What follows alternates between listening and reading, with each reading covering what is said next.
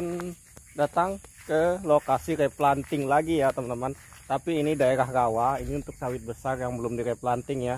Nah di depan saya ini ya ada sawit replanting ya. Kita melihat soalnya sawit replanting ini bibit yang ditanam adalah bibit TN1 ya. Kita lihat kelemahan bibit TN1 kalau di daerah rawa.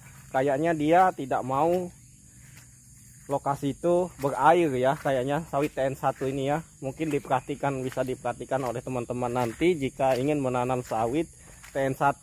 Ini berdasarkan yang kita tanam aja ya. Nah ini bekas lokasi bekas banjir ya. Nih banjir, ini pelepah-pelepah berserakan ya, teman-teman bisa lihat berserakan.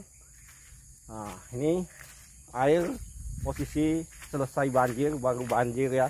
Ini posisi di sini hujan terus ya. Nah teman-teman bisa lihat. Oke, kita balik aja kameranya ya, mungkin lebih jelas. Nah ini teman-teman lokasi daerah rawa ya. Nah mungkin teman-teman mungkin bisa ya, apa namanya, ini untuk melihat lokasinya seperti ini ya teman-teman. Nah ini lokasi rawa. Kayaknya sawit TN1 ini nggak mau untuk ditanam di lokasi rawa ya sepertinya. Nah ini teman-teman bisa lihat sampai sana.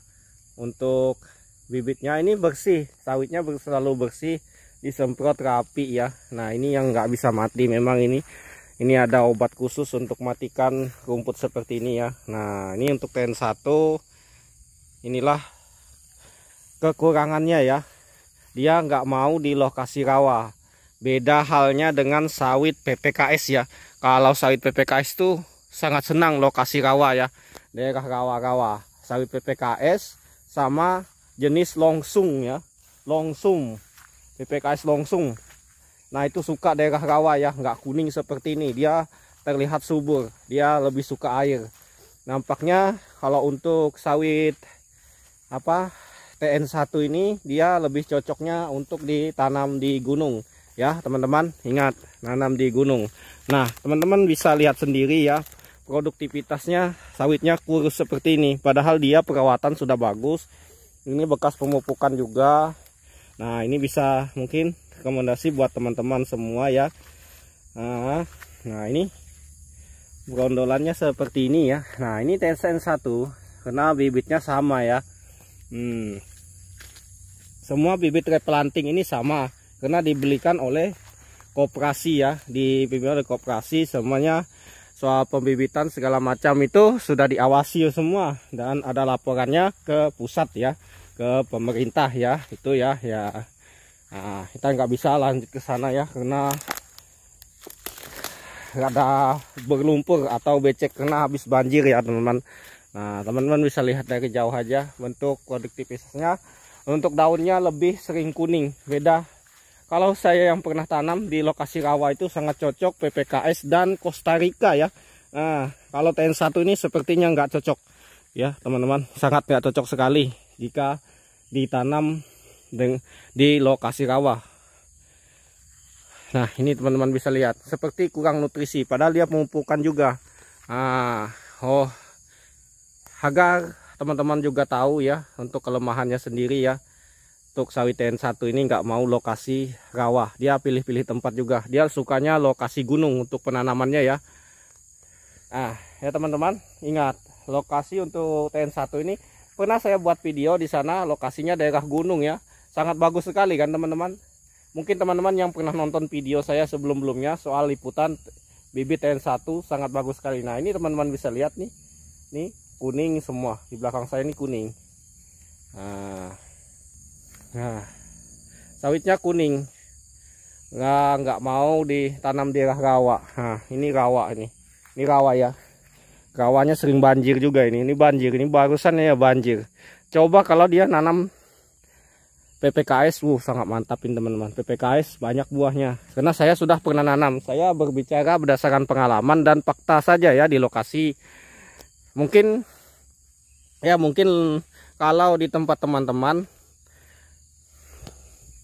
bibit bibit TN1 ini mungkin cocok di tempat teman-teman nanam di daerah rawa. Silahkan komen di kolom komentar saja ya teman-teman. Bisa teman-teman bagi sharing-sharing di kolom komentar sama yang lain ya. Nah ini contoh dan bukti daerah rawa ya. Ini belum di replanting, ini saat replanting ya. Nah dulu sebelum di replanting ya. Nah ini lihat saja teman-teman.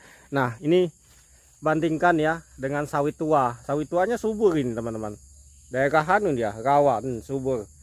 Daerah rawa subur sekali. Tapi bibitnya ini yang dipakainya adalah Marihat ya. Ini bibit zaman dulu Marihat. Ini Marihat belum direplanting dia sengaja karena buahnya masih bagus dan banyak ya teman, dan sawitnya sangat terawat sekali ya. Ini Marihat. Nah ini TN1. Nah, ini padahal buah untuk sawit seumuran ini ya teman-teman. Ini sangat sangat produktif sekali. Ini biasanya sangat banyak buahnya, sangat subur sekali ya. Karena pelepahnya belum menyatu. Memang nanamnya ini ya saya hitung lumayan rapat, 7 meteran aja ya teman-teman. Lumayan rapat. Kalau saya yang menanam mungkin 8 meteran sudah. Nah ini kita melihat di lokasi langsung penanaman oleh pemiliknya langsung, ditanam di daerah rawa ya. Nah ternyata seperti ini ya teman-teman contohnya. Di semua tempat seperti ini ya teman-teman di sini. Bukan sekedar di sini aja. Saya sudah keliling kemana-mana ya. Kita lihat lokasi sawit yang berdekatan dengan rawa atau lokasinya rawa ya. Kita bandingkan aja dengan sawit yang besar ini. Yang besar ini sangat subur di daerah rawanya, malah daerah yang berair. Nah, daerah rawa beda yang di ujung sana yang ada arah gunung ya. Ini daerah rawa subur dia. Nah, sangat subur sekali ya teman-teman. Sangat dapat lihat kesuburannya dan buahnya besar-besar ya. Teman-teman bisa lihat sendiri ya. Ini besar-besar buahnya. Oke, kita zoom aja. Nah, nih besar sekali buahnya teman-teman nih. Nah, ini buahnya banyak masih. Dan pelepahnya gede-gede dan besar-besar pelepahnya. Nah, ini dia teman-teman. Nah, besar-besar sekali.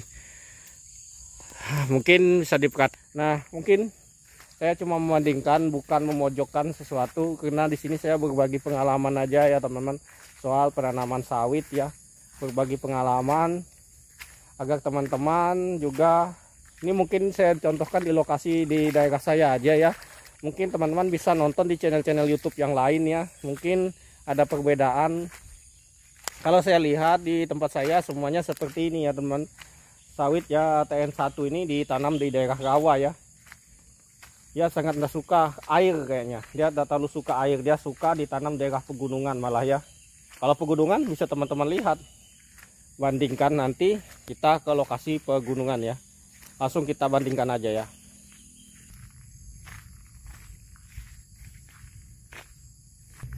Nah oke ya teman-teman. Nah ini kita sudah bandingkan ya. Ini kita ke lokasi daerah pegunungan ya. Ini teman-teman bisa lihat. Nah untuk lokasi pegunungan teman-teman bisa lihat sendiri ya. Untuk kesuburannya sangat bagus sekali. Nggak ada namanya yang kuning-kuning. Nah ini dan buahnya sangat sempurna ya teman. Nah ini kebetulan habis pruning ya. Nah untuk buah bagus sekali, sangat mantap sekali teman-teman. Nah teman-teman bisa bandingkan jika ditanam di daerah rawa dan ditanam di pegunungan. Sepertinya untuk sawit TN1 ini lebih pantasnya ditanam di daerah pegunungan ya teman, karena di pegunungan dia lebih bagus dan subur ya.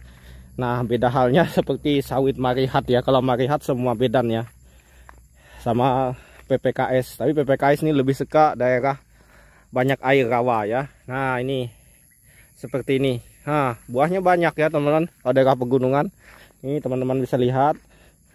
Nah ini kita lihat lagi buahnya. Ini ditanam di gunung. Nah ini teman-teman.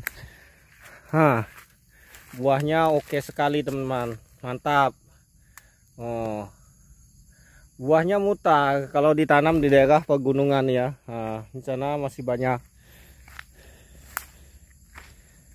Ini dapat teman-teman lihat sendiri ya untuk buahnya, potensi buahnya. Mungkin nanti teman-teman yang mau menanam sawit TN1 bisa saja bandingkan seperti apa antara pegunungan dan daerah perawaan ya teman-teman. Oke teman-teman, sekian dan terima kasih. Mungkin video Sawaga semoga bermanfaat ya. Wassalamualaikum warahmatullahi wabarakatuh.